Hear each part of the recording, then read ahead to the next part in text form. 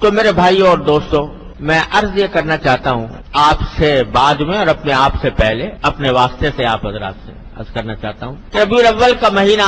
اس لحاظ سے بڑا مبارک مہینہ ہے کہ اللہ تعالیٰ نے اس کو سرکار دو عالم صلی اللہ علیہ وسلم کے دنیا میں بھیجنے کے لیے انتخاب فرمایا۔ اور جب ربیع الاول کا مہینہ آتا ہے تو ہمارے ملک میں خاص طور پر جگہ جگہ، گلی گلی، محلے محلے محفلیں منعقد ہوتی ہیں، سرکار دو عالم صلی اللہ علیہ وسلم کی سیرت طیبہ بھی کا بیان بھی ہوتا ہے، جلسے بھی ہوتے ہیں، چراغاں بھی کرتے ہیں لوگ، اور نہ جانے کیا کچھ عید میلاد النبی کے نام پر کیا جاتا ہے۔ لیکن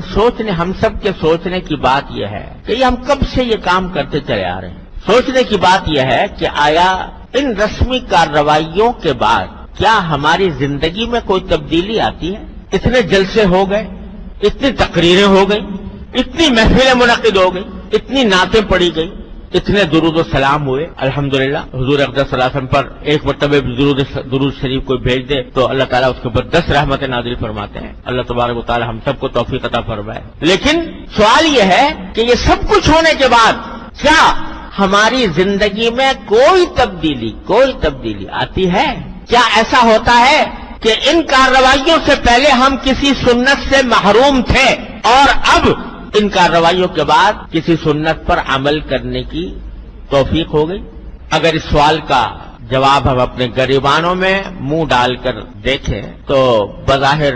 اکثر و بیشتر اس کا جواب نفی ہی میں ملے گا۔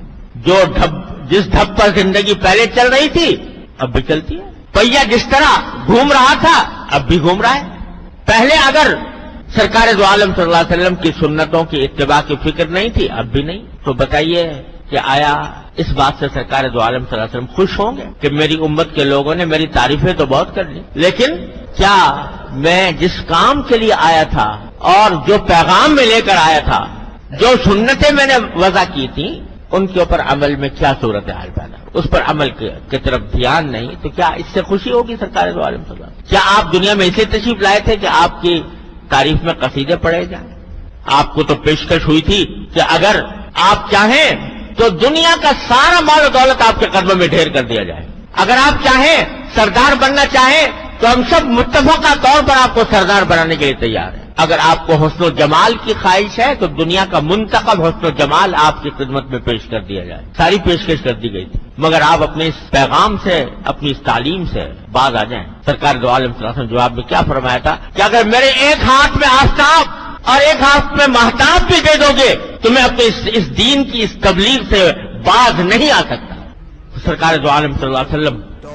اگر محض تعریف ہی کرانی ہوتی تو وہ اس وقت پیغام قبول کر لیتے۔ تو ہم سب کے سوچنے کی بات یہ ہے کہ آیا ان ربیع الاول کے مہینے کے آنے کے بعد ہم سرکار دو عالم صلی اللہ علیہ وسلم کی تعلیمات پر عمل میں کوئی ہمارے ترقی ہوتی ہے؟ بلکہ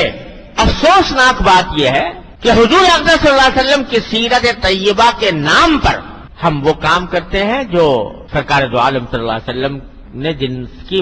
ممانعت فرمائی، جو ناجائز قرار دیے، جو شریعت میں ناجائز۔ سیرت النبی کا جلسہ ہو رہا ہے اور اس کے اندر نمازیں فوت ہو رہی، اس کے انتظام میں، جلسے کے انتظام میں، جلوس کے انتظام میں نمازیں جا رہی ہیں۔ وہ نماز جو بستر مرگ پر بھی معاف نہیں ہے، وہ نماز چھوٹ رہی ہے، جماعت چھوٹ رہی ہے۔ اور آج اب تو یہ ہونے لگا ہے کہ مخلوط مرد و عورت کی ملی جلی نشستیں سیرت النبی کے نام پر، مرد بھی ہیں اور عورتیں بھی بے پردہ بناؤ سنگار کر کے اس محفل میں موجود ہیں، جس کو مٹانے کے لیے سرکار دو عالم صلی اللہ علیہ وسلم تشریف لائے تھے، وہ حضور کے نام پر ہو رہا ہے۔ اور اب تو نعتیں، حضور اقدس صلی اللہ علیہ وسلم کی نعت اتنی زبردست فضیلت کی چیز ہے، سرکار دو عالم صلی اللہ علیہ وسلم کا ذکر مبارک، وہ نعت پڑھی جا رہی ہے اور موسیقی کے ساتھ پڑھی جا رہی ہے۔ جس موسیقی کے آلات کو آپ کو یہ فرمایا آپ نے کہ میں ان کو مٹانے کے لیے آیا ہوں، وہ نعتیں ہو رہی ہیں، حضور کی بظاہر تعریف بیان ہو رہی ہے اور میوزک کے ساتھ ہو رہی ہے، موسیقی کے ساتھ ہو رہی ہے۔ تو بتائیے یہ سرکار دو عالم صلی اللہ علیہ وسلم کی سیرت کے ساتھ کون سا انصاف ہے؟ یہ کتنا بڑا ظلم، کتنی بڑی دھاندلی ہے کہ سرکار دو عالم صلی اللہ علیہ وسلم کی تعلیمات کو پامال کر کے کہا جائے کہ ہم سرکار دو عالم صلی اللہ علیہ وسلم کی سیرت بیان کر رہے ہیں یا آپ کی نعت بیان کر رہے ہیں۔ تو میرے بھائی اور دوستو، ربیع الاول کا پیغام یہ ہے کہ ان رسمی کارروائیوں میں پڑھنے کے بجائے یہ دیکھو اگر واقعی سرکار دو عالم صلی اللہ علیہ وسلم کے ساتھ محبت کا دعویٰ ہے، اگر واقعتاً سرکار دو عالم صلی اللہ علیہ وسلم کے امتی ہو تو کم از کم اس مہینے میں اتنا جائزہ لے لو کہ سرکار دو عالم صلی اللہ علیہ وسلم کی کون سی سنت پر ہم عمل کرتے ہیں اور کون سی پہ عمل نہیں کرتے، جس پر نہیں کرتے اس کے اوپر اب کرنے کی کوشش کرتے